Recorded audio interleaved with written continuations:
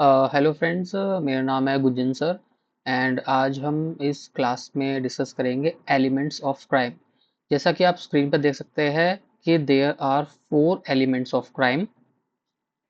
First, कि जिसने जो भी एक्ट किया है तो वो ह्यूमन बीइंग के द्वारा होना चाहिए। कि अगर कोई एनिमल करता है तो वो कोई एलिमेंट नहीं माना जाएगा क्राइम का। ह्यूमन बीइंग होना बहुत ज़रूरी है उस पर्सन का। सेकंड आता है मेंसरिया। अब इस टॉपिक को जो मेंसरिया है, इसी क्लास में मैं थोड़ा आगे डिस्कशन उसका करूंगा जिससे आपको मेंसरिया समझ आ जाए। मेंसरिया आप बस ये समझिए कि वो अपने गलत इंटेंशन, मेंसरिया का मतलब आप ये समझिए गलत इंटेंशन, कि हाँ वो अपने माइंड में उसने इंटेंशन बना रखी है कि हाँ मैं ये करूंगा। तो उसका मतलब क्या होता है मेंसरिया, जो आप सोच रहे हैं। तीसरा, एक्टसरियस, कि भाई मैंने सोच तो लिया, अब सिर्फ सोचने से क्या क्राइम हो जाएगा? सिर्फ सोचने से तो नहीं होगा भाई। मैं बैठा हूँ सोच रहा हूँ कि मुझे इसने ये बोला, मैं ना इसके चाकू मार दूंगा, सोच रहा हूँ बस मैं। अब क्या सोचने पे तो कोई सजा दे नहीं सकता कि भाई तुम सोच रहे हो। मेरा उसका एक्ट का करना जरूरी है, बहुत फिजिकल कंडक्ट करना। अगर मैं सोच रहा हूँ कि मेरी इंटेंशन है, मेलीफाइड इंटेंशन है कि मैं इसके चाकू मार दूं, ठीक है, तो वो एक्ट सीरियस हो गया। जो एक्ट किया मैंने, चाकू मारने का जो एक्ट किया, वो क्या हुआ? अभी लगा नहीं, अभी मैंने उसकी तरफ वार ही किया है, तो क्या हुआ? फिजिकल कंडक्ट हुआ। चौथा, इंजरी, की इंजरी भी बहुत होना जरूरी है। बीएनएस में सेक्शन 2 सब क्लॉज 14 में इंजरी की डेफिनेशन दी हुई है कि कोई भी डैमेज जो body, mind, reputation and property को हो, उसे हम इंजरी बोलेंगे। तो क्या 4 एलिमेंट्स हैं? फर्स्ट, कि ह्यूमन बीइंग का होना बहुत जरूरी है। दूसरा, मेंसरिया मतलब गिल्टी माइंड होना जरूरी है। सिर्फ गिल्टी माइंड से नहीं चलेगा, उसका एक्ट करना भी जरूरी है, और उस एक्ट की वजह से कोई इंजरी भी होना जरूरी है। अगर ये किसी एक्ट में ये 4 एलिमेंट मिल जाते हैं तो वह क्राइम माना जाएगा। अंडरस्टूड?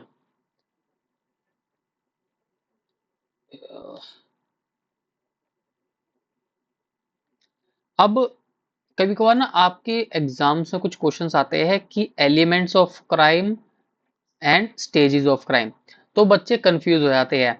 वो stage elements of crime stages of crime में लिखाते हैं, और stages of crime elements of crime में लिखाते हैं। तो एलिमेंट्स ऑफ क्राइम हमने क्या पढ़ा था? कि human being, mens rea, actus Reis और इंजरी। स्टेजेस ऑफ क्राइम में क्या होता है? Intention, preparation, intention, preparation, attempt and execution of crime. तो ये जो 4 है, ये तो क्या है? स्टेजेस ऑफ क्राइम है। और जो हमने 4 पहले पढ़े थे, human being, mens rea, actus reus and injury, वो क्या था? हमारा एलिमेंट्स ऑफ क्राइम। तो ये दोनों में डिफरेंस है। तो इसमें मार्क्स कट जाते हैं बच्चों के, क्योंकि वो एलिमेंट्स ऑफ क्राइम में स्टेजेस ऑफ क्राइम लिखाते हैं और स्टेजेस ऑफ क्राइम में एलिमेंट्स ऑफ क्राइम लिखाते हैं। अब जो मेन एलिमेंट्स ऑफ क्राइम में जो पहला मेन है टॉपिक है, वो आता है हमारा मेंसरिया। इसमें मैं मेंसरिया को थोड़ा लेमन लैंग्वेज में समझा दूंगा आपको, और कुछ केस लॉज होंगे उसके थ्रू समझाऊंगा। केस लॉज क्यों? क्योंकि आपको पता है एग्जामिनेशन पॉइंट ऑफ व्यू से केस लॉ अगर आप लिखते हैं तभी आपको अच्छे मार्क्स मिलते हैं। अगर आप केस लॉ नहीं लिखते हैं तो मार्क्स मिल जाएंगे पर ठीक ठाक मार्क्स मिलेंगे। केस लॉ सबसे इंपॉर्टेंट चीज होती है, ठीक है। अब आता है हमारा मेंसरिया।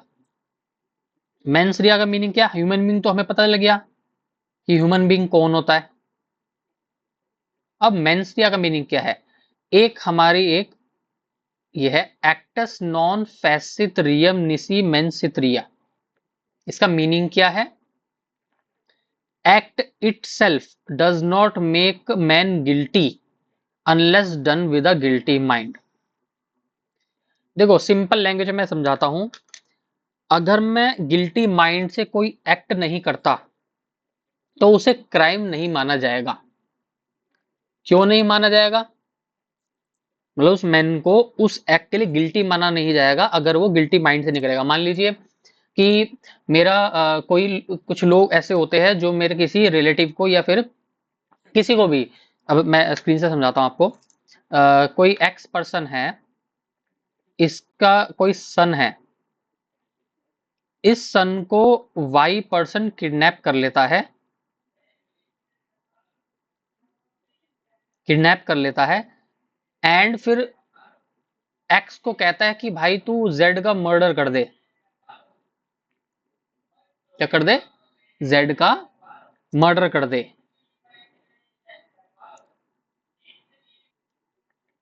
अब इसमें हाँ, तो मैंने क्या बताया था कि एक्स जेड का मर्डर कर दे। वही जो एक्स है वो जेड का मर्डर कर देता है अगर, और ट्रायल में पता चलता है कि जी वाई ने एक्स के सन को किडनैप किया था तो इसलिए एक्स ने जेड का मर्डर कर दिया।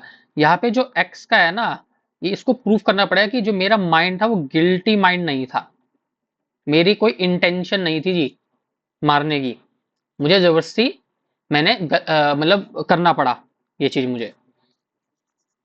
अब इसमें एक चीज और है, ये एग्जाम्पल से और मैं समझाता हूँ इसके अंदर। मान लीजिए आप कोई अ, कोई हाउस है, ठीक है, ये क्या कर रहा है, ये बन रहा है, कहीं घर बन रहे, घर बना रहे हैं आप अपना, और वहां से कोई ब्रिक निकल के किसी पर्सन पे गिर जाती है, किसी पर्सन के ऊपर गिर जाती है जिससे उसको बहुत बड़ी ज्यादा चोट लग जाती है। अब भाई जब आप ना घर बना रहे थे तो आपकी इंटेंशन तो नहीं थी, कि आपकी मैलिफाइड इंटेंशन थी कि भैया मैं ऊपर से ईंट फेंकूं और इस पर्सन के ऊपर गिर जाए, आपकी इंटेंशन नहीं थी। तो भाई आपको इसके लिए गिल्टी तो नहीं माना जाएगा, बट ये जो केस चला जाता है ये चला जाता है स्ट्रिक्ट लाइबिलिटी में, कि हाँ चलो आप वो कह देंगे स्ट्रिक्ट लाइबिलिटी में आप पे कोई पेनल्टी लगा देंगे, कि आपको कह देंगे भाई इस पर्सन का जो भी खर्चा होगा वो आप उठाएंगे, मरहम पट्टी का जो भी उसका लगना है। क्योंकि यहाँ पे क्या था, आपकी मेलिफाइड इंटेंशन नहीं थी कि मेरी वजह से इस पर्सन को चोट लग जाए। समझ गए? अभी एक रिसेंट में केस आया था कि जिसमें एक थार वाले पर्सन ने एक बुजुर्ग आदमी को इंटेंशनली गाड़ी बैक करके क्या करा, उसको हिट किया अपनी गाड़ी से। काफी न्यूज में चल रहा है आजकल कि एक थार गाड़ी वाले ने पहले तो आगे टकराए फिर बैक करके उसको हिट किया जिससे वो आईसीयू में उसको भर्ती करना पड़ा, बहुत ज्यादा चोट लगी उस पर्सन के। तो यहाँ पे देखो उसकी मेलिफाइड इंटेंशन है उस थार ड्राइवर की, समझ रहे हैं आप इस चीज को, उस गाड़ी ड्राइवर की मेलिफाइड इंटेंशन है कि मैं बैक करूंगा इसको हिट करूंगा तो इसको चोट लगेगी। अब यहाँ पे क्या हुआ, ह्यूमन बीइंग ने करा, गिल्टी माइंड आ गया, भाई उसका गिल्टी माइंड है, उसने एक्ट भी कर दिया और उसकी वजह से क्या हुई, इंजरी भी हो गई। अब चारों चीज आ गई, मतलब उसने क्या कर दिया, जो थार ओनर ने क्राइम कर दिया। समझ रहे हैं इस चीज का? तो मेंस रिया का मीनिंग आपको क्लियर हो गया। अब हम कुछ केस लॉस पढ़ते हैं जो आपको एग्जाम्स में जरूर लिख के आने हैं। बेसिक बेसिक केस लॉज है। सबसे पहले आता है फाउलर वर्सेस पैजेट। अब फाउलर वर्सेस पैजेट में क्या था, कई बार इनके जजेस पूछ लेते कि भाई जज कौन था इनका, तो लॉर्ड लॉर्ड किनियन थे जज। और एक ऐसा केस था जिसमें जो फाउलर था वो एक कंपनी चला रहा था जिसको हम और डेप्टर था, मतलब क्रेडिटर से पैसा लेके वो काम चला रहा था। अब एक ऐसा इसमें क्या हुआ कि फाउलर एक दो महीने के लिए गायब हो गया। भाई जो क्रेडिटर है वो तो परेशान हो जाएगा, भाई हमारा पैसा तो मर जाएगा, ये तो भाई एक दो महीने से गायब है। तो उन्होंने क्या करा, उसकी कंपनी के खिलाफ, फाउलर की कंपनी के खिलाफ क्या करा, बैंकरप्सी, फाइल कर दी। उसमें लॉर्ड कीनियन ने ये बोला, एक्टस नॉन फेसिथ्रियम मेंसिथ्रिया, कि फाउलर की कोई इंटेंशन नहीं थी, ना उसकी कोई इंटेंशन दिखी। समझ रहे हैं ना? फाउलर की कोई इंटेंशन नहीं थी कि मैं क्रेडिटर्स का पैसा नहीं दूंगा, मैं ये कुछ नहीं करूंगा, कहीं से कुछ नहीं दिख रहा था। तो इसमें क्या रहा था, फाउलर के फेवर में उन्होंने जजमेंट दिया था और बैंकरप्सी, जो कंपनी का दिवाला होना होता है, उसका इंसॉल्वेंसी होती है, उसको रोक दिया था। नेक्स्ट केस में आते हैं हम। नेक्स्ट केस होता है आर वर्सेस टॉल्सन। अब ये कि जो आर वर्सेस टॉल्सन है, ये हस्बैंड और वाइफ की कहानी है। इसमें क्या हुआ था, जो हस्बैंड साहब थे, मिस्टर टॉल्सन थे, वो शिप से गए थे और वो शिप डूब गया और उन हस्बैंड का पता ही नहीं चला। वाइफ ने, जो उनकी वाइफ थी, उन्होंने वेट किया, कम से कम 6 साल वेट किया कि भाई अब आ जाएंगे, अब आ जाएंगे, क्योंकि उनकी बॉडी भी नहीं मिली थी, पता ही नहीं चला था वो डेड है या अलाइव है। तो वाइफ ने मान लिया 6 साल के बाद कि भाई अब तक तो घर वो आए नहीं, तो मैं समझती हूँ कि वो उनकी डेथ हो चुकी है। तो वाइफ है वो सेकंड मैरिज कर लेती है इसके बाद। पर क्या होता है, वही मूवी का, छे जैसे ही मैरिज करते हैं वैसे ही हस्बैंड साहब आ जाते हैं और वाइफ के खिलाफ केस लगा देते हैं कि भैया इसने बाइगेमी करी है।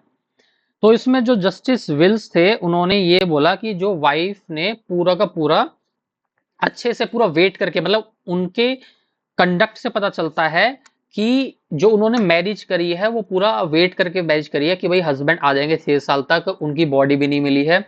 तो वाइफ के कंडक्ट से पता चलता है कि उन्होंने पूरा सूझबूझ से डिसीजन लिया है। तो उन्होंने वाइफ के, जो मिसिस टॉल्सन थी, उनके फेवर में ये जजमेंट दिया कि उन्होंने बाइगेमी नहीं की है।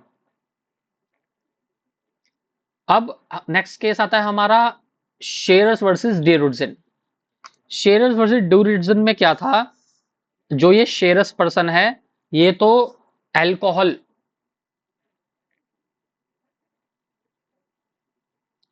जो इसमें शेरस पर्सन है वो तो था हमारा एक, मतलब दारू के ठेके का मालिक था। ठीक है, उसने एक पुलिस ऑफिसर को क्या कर दी थी, अल्कोहल सेल कर दी थी उन्हें। और ये क्या था, एक एक्ट के अंदर ऑफेंस था कि किसी आप ऑफिसर ऑन ड्यूटी को शराब सप्लाई या बेच नहीं सकते हैं। पर शेरस ने अपने फेवर में कहा कि जो पुलिस ऑफिसर है उसने फुल यूनिफॉर्म नहीं पहन रखी थी, फुल यूनिफॉर्म नहीं पहन रखी थी। जैसे कि आर्मलेट, आर्मलेट पुलिस ऑफिसर ने नहीं पहन रखी, जिससे उसको लगा कि जो ऑफिसर है वो क्या है, वो ऑन ड्यूटी नहीं है, ऑफिसर क्या है, ऑफ ड्यूटी है।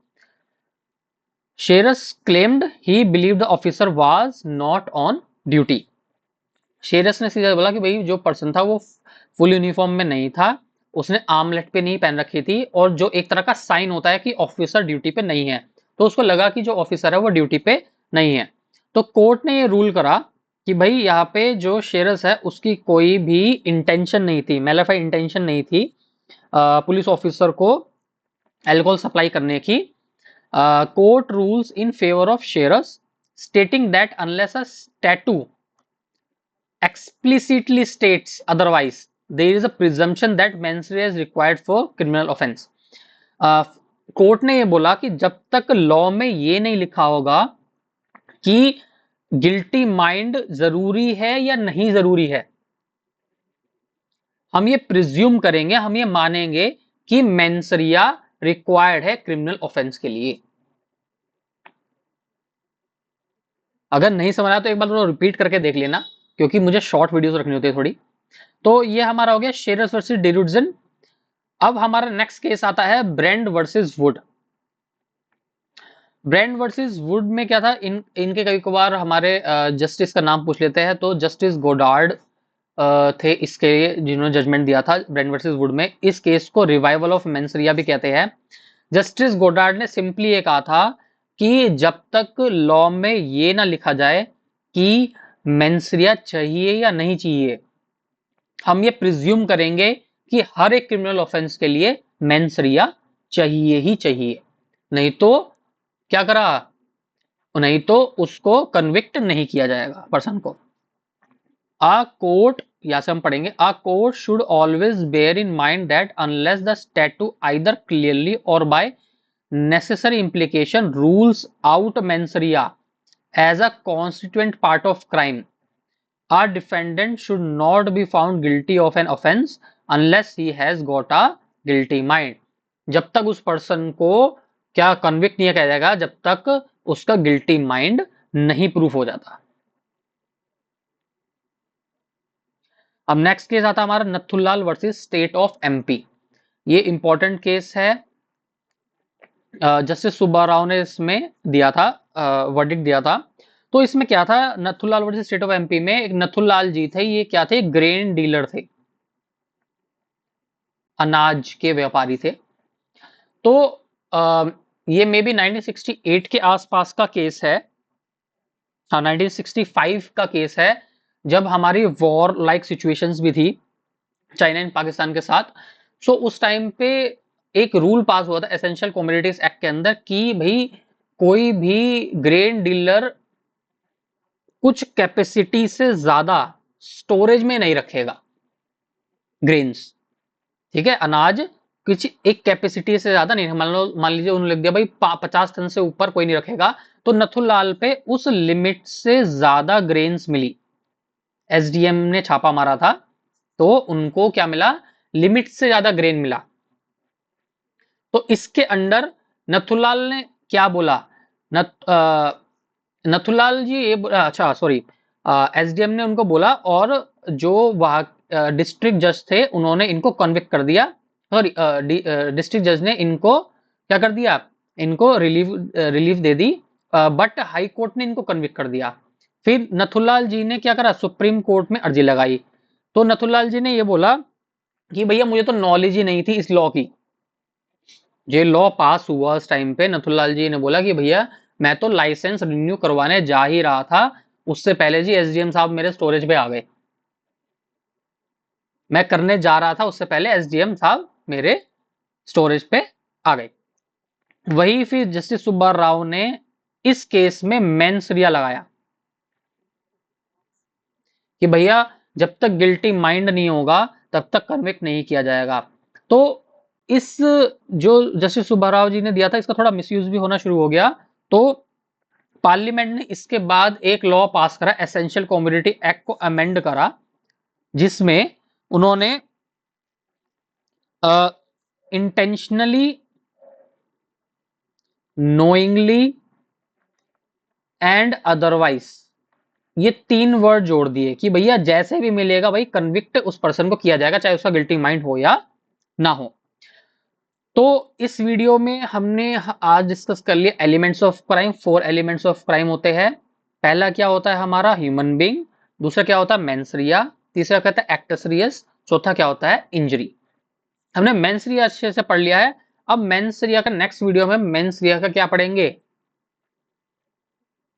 मेंस रिया का अगेंस्ट वाली चीज पढ़ेंगे जिसको हम बोलते हैं स्ट्रिक्ट लायबिलिटी, जिसको हम बोलते हैं exception of mains Riya. Mains रिया का एक्सेप्शन पढ़ेंगे हम, स्ट्रिक्ट लायबिलिटी। तो thank you for watching my channel.